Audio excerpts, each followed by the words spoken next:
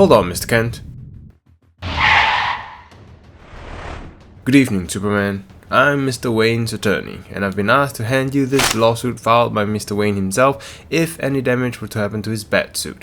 You now owe Mr. Wayne a small sum of $60 million in property damage. What? I just pushed him, and he flew like 10 feet away. You probably should have pushed him like a normal human being instead of a god. Serve you right, Mr. Kent, for not controlling your temper. You may not bleed, but your bank account certainly will. Anyway, have a great week, Mr. Kent. I want you to remember, Clark, in all the years to come, in your most private moments. I want you to remember my hand at your bank account. I want you to remember the one man who beat you by suing you, the Batman.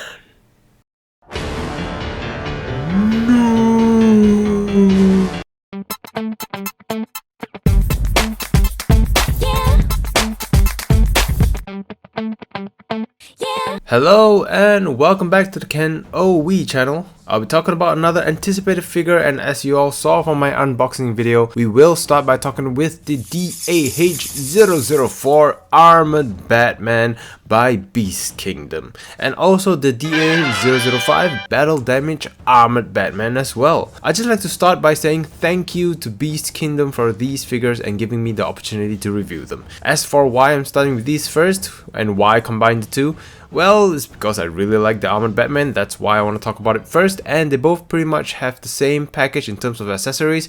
The only difference is that you get a battle damage sculpt on DAH-005, which we'll get into more details later. So starting with the front of the box, both boxes have the clear translucent plastic with their names at the front, and of course it's different for both figures.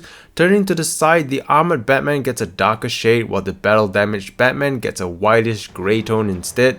Turning to the back is the same for both boxes, but of course different names. But you get this nice art logo of the Armored Batman surrounded by his weapons, which forms a frame. This right here should be in a poster design. And you have Batman creeping out from the shadows, so typical of him. So without further ado, let's take a closer look at Armored Batman. Here is Armored Batman out of the box, and man, he looks beautiful. The paint application and skull on this figure is fantastic. You could see the reflectiveness of the paint, but it's somehow mellowed down by the weathering on it, which is applied everywhere on his armor. There's even some weathering on his belt. They even sculpted the durian feet, and pushing his cape upwards reveals all these little details at the back. Who knew he had an exoskeleton at the back? The cape is made out of soft plastic, which is better than having hard plastic capes, but would have definitely preferred cloth material instead, as used in the Mayfax or DC Films Armored Batman figures. Also, because it was made out of plastic, this strap is forced back into his neck, unfortunately. My biggest surprise, however, is that his body armor is also made out of soft plastic, which blew my mind because from first glance it looks like it was made with hard plastic. Good job on that effect. So with the soft plastic material, it definitely allows for more ab movement, which I'll elaborate more later. This Armored Batman, however, has never seen battle before, as there are hardly any scratches present on him, which is something that can be easily overlooked. I guess my biggest gripe is on the joint design.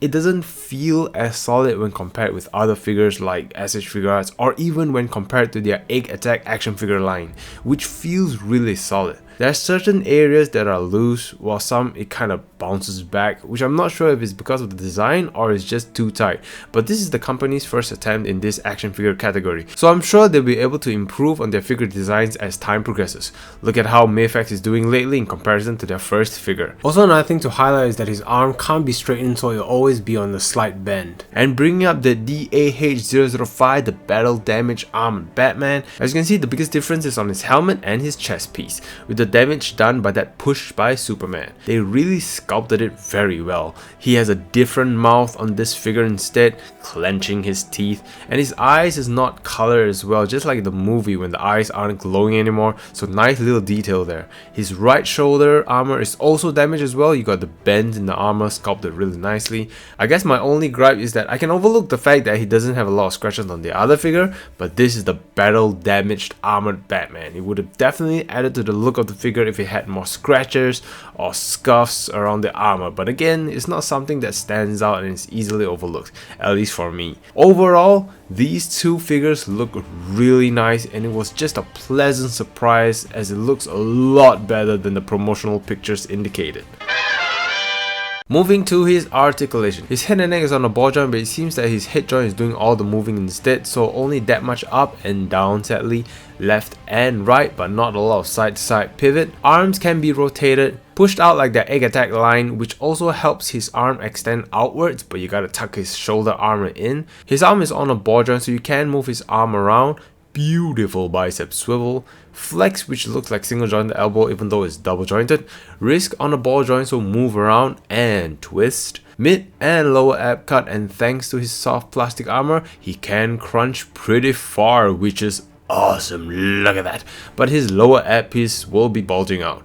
He can't really arch back due to his cape, side to side really far, which was also surprising, and twisting at the middle and a little bit of twist at the bottom. Legs can be pushed down, split only that far, thigh swivel, kick up but it goes outwards, same goes for his kickback as well, knee flex, feet on a ball joint so move around, swivel, up and down only slightly, and he does have twinkle toes but you could barely move it. Taking a closer look at his armory, starting with his hands, he comes equipped with thug punching hands, a staff wielding hands which this package did not provide sadly, but it could also be used as the batarang wielding hands, face slapping hands, look at those dragon zord fingers, I wouldn't want to be the end of that face slap. And he has one trigger hand which can be used to hold the smoke grenade launcher, but even though the weapon is made out of soft plastic and the fingers are stretchable a little, it's still really tricky to try and squeeze the weapon in, but at least it's safe to say we finally have an armored Batman figure that can actually hold the grenade launcher. Rejoice, armored Batman fans, your prayer has been answered. He could also hold the grappling gun, but again it takes a lot of squeezing. Moving on to the weapons, as you saw earlier, he comes with the smoke grenade launcher which is made out of soft plastic and it looks pretty nice, with the silver weathering on the rifle. And he comes with 3 batarangs, and these were made with die cast metal, so it's got some weight to them and it is a little bit sharp, so play with caution. And he also comes with the grappling gun, which I think is a pre-order bonus only, and I know the Batman figure comes with this gun as well, so if you're only thinking of getting one figure and you want both weapons, gotta pre-order them fast.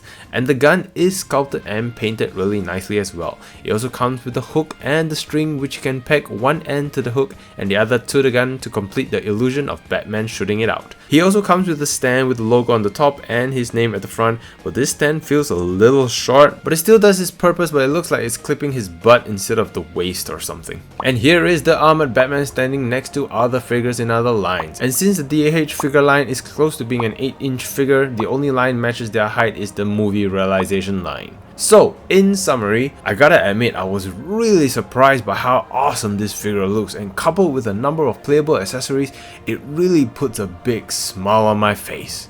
The only thing setting it back from being a perfect figure is probably the joint design and a few design choices which prevent some of the articulation, such as in the neck or even the cape, but it still has sufficient amount of movement, and the best surprise came from the amount of ab articulation this figure has. So if you can overlook those little issues and maybe even the height, then I'm sure you'll enjoy having this armored Batman on your shelf. That concludes today's episode, and tune into my next video where I'll be talking about the next figure in the line, Superman. I hope you guys enjoyed today's episode. If you did, don't forget to leave a like and subscribe for more content in the future. We're currently at 3.3k subscribers, so thank you guys so much for your support, and the road to 10k continues. Do let me know your thoughts on this figure in the comment section down below. I'd like to hear them as well. And as always, thank you guys very much for watching, and I hope you guys are embracing your inner geek and having a great week. Stay awesome, take care, and I'll see you guys at the next video.